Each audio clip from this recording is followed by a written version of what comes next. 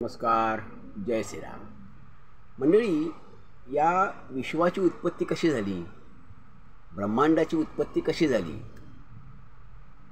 असं अनेकांना प्रश्न पडणं स्वाभाविक आहे. आपल्या सर्वांनाच प्रश्न पडतो हा. आणि आता याचं उत्तरही विज्ञानाने शोधलेलं आहे. हा भाग झाला वेगळा, परंतु तरीही हा अनंत काळचा प्रश्न राहिलेला आहे की या ब्रह्मांडाची सृष्टीची उत्पत्ती कशी झाली, हे जग कुणी निर्माण केलं, हे ब्रह्मांडाला जन्म कुणी दिला, असा आजपर्यंतचा अनंत काळचा हा प्रश्न राहिला आहे. तर आता याच्यावर अनेक मतमतांतरही असू शकतातच. आपण ह्याआधीच्या एक व्हिडिओमध्ये पाहिलेलं आहे की चारवाक ऋषींवर व्हिडिओ झालेला आहे. तर 2600 वर्षापूर्वी चारवाक ऋषींनी सांगितलं, आणखीन अनेकांनी सांगितलं की या ब्रह्मांडाची उत्पत्ती ही कुणी केलेली नाही आहे. त्यांनी सांगितलं हे सगळं जे आहे, मग देव असेल, धर्म असेल, स्वर्ग नरक, ह्या सगळ्या गोष्टी आहेत, ह्या फिजूल आहेत, त्या सगळ्या काल्पनिक आहेत, असं यांनी सांगितलेलं आहे. चारवाकांनी असं सांगितलेलं आहे. त्यानंतर जैन धर्माची आणखीन असंच मत आहे की त्यांचं म्हणणं आहे की हे विश्वाची उत्पत्ती जी आहे ती कुणी केलेली नाही आहे, जन्मदाता वगैरे कुणी नाही आहे. भगवान गौतम बुद्धांनी अशाच प्रकारचं मत मांडलं.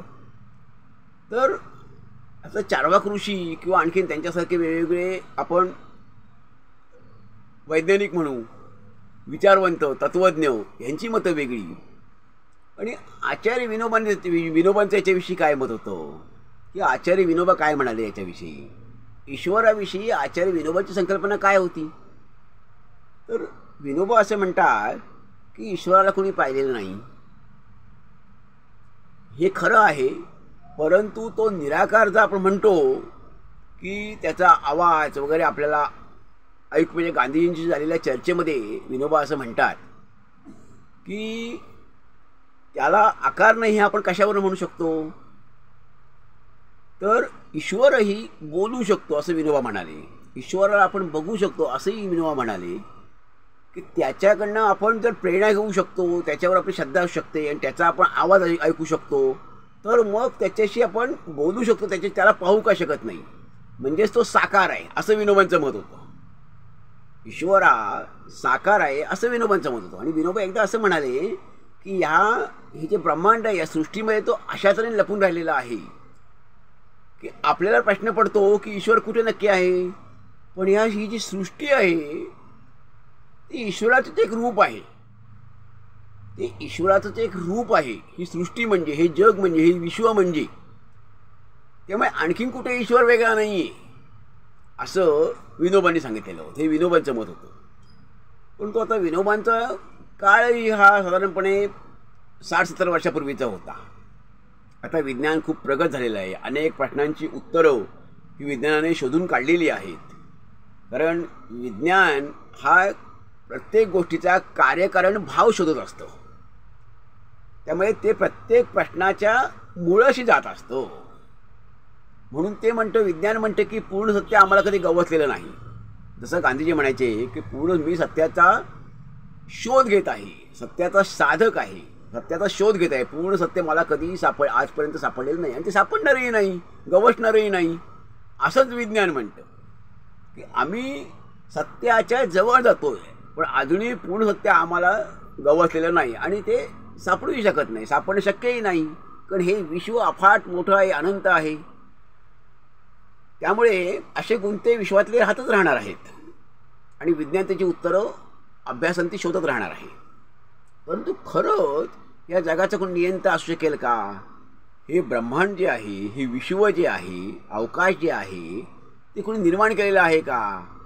मग हजारो लाखो करोडो तारे आहेत, म्हणजेच करोडो सूर्य आहेत, त्याच्याभोवती आणखीन अब्जानी ग्रह आहेत, पृथ्वीसारखे ग्रह आहेत, म्हणजेच कित्येक लाख कोटी सूर्य आणि त्याच्या भोवतीचे ग्रह आहेत, पृथ्वीसारखे ग्रह आहेत, म्हणजे तारे आहेत.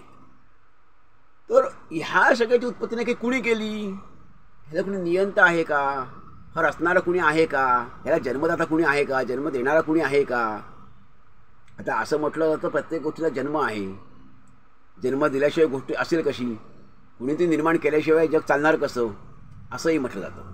परंतु मंडळी खरंच विचार केला तर समजा आपण म्हटलं हे जग अमक्या अमक्या निर्माण केलं, तर मग प्रश्न राहतो की त्याला कोणी निर्माण केलं. याचं कारण आपल्याला जन्म आपल्या आईवडिलांनी दिलेला आहे, मग त्यांना पण कोणते जन्म दिलेला आहे, मग त्याचाही शोध घ्यावा लागेल. परत त्यांनाही कोणते जन्म दिलेला आहे, म्हणजे त्याला अंत नाही. तसं जग जर कोणी निर्माण केलेलं आहे, ब्रह्मांड कोणीतरी निर्माण केलेलं आहे, त्याचा कोणतीही जन्मदाता आहे, निर्माता आहे असं जर म्हटलं आपण, तर मग त्यांना जन्म देणारा कोण होतो. मग त्यांना पण कोणती ब्रह्मांडाला ज्यांनी जन्म दिला त्याला पण कोणतरी जन्माला घातलेला आहे, जन्म दिलेला आहे. मग त्या पण जन्मदात्यापर्यंत आपल्याला पोचावं लागेल आणि पुन्हा त्याला कोणी जन्माला घातलं हे पण आपल्याला बघावं लागेल. तेव्हा मग त्याला मात्र अंत नसेल. त्यामुळे हे जग कुणी निर्माण केलं याच्यापेक्षा हे जग निर्माण झालेलं आहे, निर्माण केलेलं कुणी नाही आहे, तर निर्माण झालेलं आहे असंच विज्ञान म्हणतं की क्रिया प्रक्रिया यांच्या माध्यमातून, रासायनिक भौतिक ह्या सगळ्या प्रक्रियांच्या माध्यमातून ह्या जगाची उत्पत्ती झालेली आहे. ती उत्पत्ती काही एका दिवसात, एका तासात, एका वर्षात झालेली नाही, तर लाखो करोडो वर्षांचा तो काळ होता, तो काळ आहे, कालखंड आहे. अशा कालखंडांमध्ये अनेक रासायनिक भौतिक अशा क्रिया प्रक्रिया होऊन घडून ह्या विश्वाची उत्पत्ती झालेली आहे. त्यामुळे मानवजन्मही हा जो मनुष्य आहे, सजीव सृष्टी आहे, ती अशीच निर्माण झालेली आहे. ह्या सर्व ग्रहांनंतर पृथ्वीसारखे ग्रह त्याच्यावर जी मानवी जी आत्ता आपल्याला सजीव सृष्टी दिसते आहे, ती सजीव सृष्टी ही खरं तर ह्या सगळ्यानंतर खूप कालखंडानंतर झालेली आहे. म्हणजे तसं म्हटलं तर सजीव सृष्टीला फार मोठा इतिहास नाही आहे. काही अब्ज वर्ष ह्या सगळ्या ग्रहांचा इतिहास काही अब्ज वर्षांचा आहे, तर मानवाचा इतिहास हा काही हजार किंवा काही लाख वर्षांचा आहे. म्हणजे हे जग, शेवटी प्रश्न हाच राहतो की जग निर्माण कुणी केलं, तर कुणी केलं असं नव्हे, तर जग निर्माण झालेलं आहे. त्यामुळे जैन धर्म हेच सांगतो की हे विश्व आहे हे कुणी निर्माण केलेलं नाही आहे, ते निर्माण झालेलं आहे. विश्व निर्माण झालेलं आहे. अनेक क्रिया प्रक्रियांचा परिपाक, परिणाम, परिणती म्हणजेच हे विश्व आहे, हे ब्रह्मांड आहे. मंडळी, यावर आपलं काय मत आहे आपण जरूर ऐकून नोंदवा. धन्यवाद. जय हिंद, जय भारत.